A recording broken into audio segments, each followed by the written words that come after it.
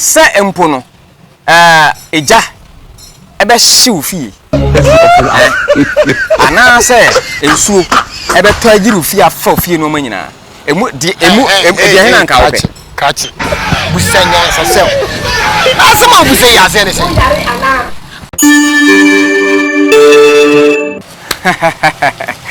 as you already know, Kainet TV and our channel on YouTube, on Facebook, on TikTok, everywhere. Kainet TV, and you know the name is Bruno Manken. One Bishop.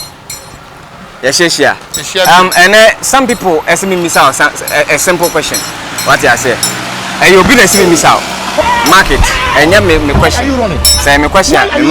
And you me question. Obi say me miss out say so we are Sophie. Within these two, and Kadehena Obi. Se empo no eja ebe hyew fie ana se ensuo ebe to agiru fie afa fie no manyina emu de hena nka wo pe kachi busanya sasem asema busay ya se ne se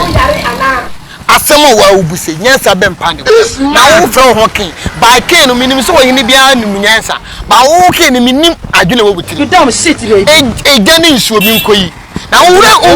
tie me me nyo kasetia na asem na obusa ne nyansa bie I'm laughing like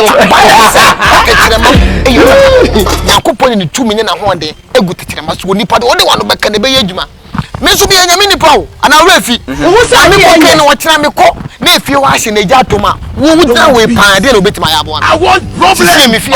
ana ensuo yira fa me fie na me nema se ya wo wudina we ade be mpa obetima ya abo debi asem na me busa ti asem na me busa na no me nya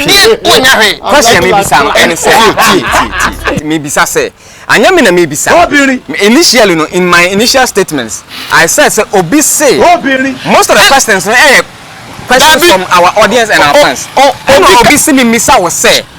emu mienu no fa ne say enye say sa na wote wo fa ne sa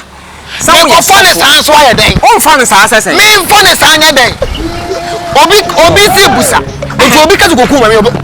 ka ko kuma sa ne ye me mama ano ye wo mama na ne wo adwene ye adwa mama say o ye question etiefo we ni asem ye busa maja ase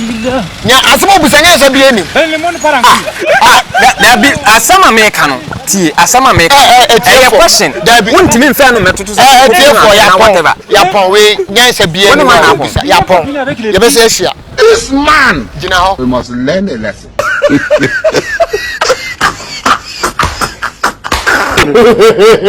I'm laughing like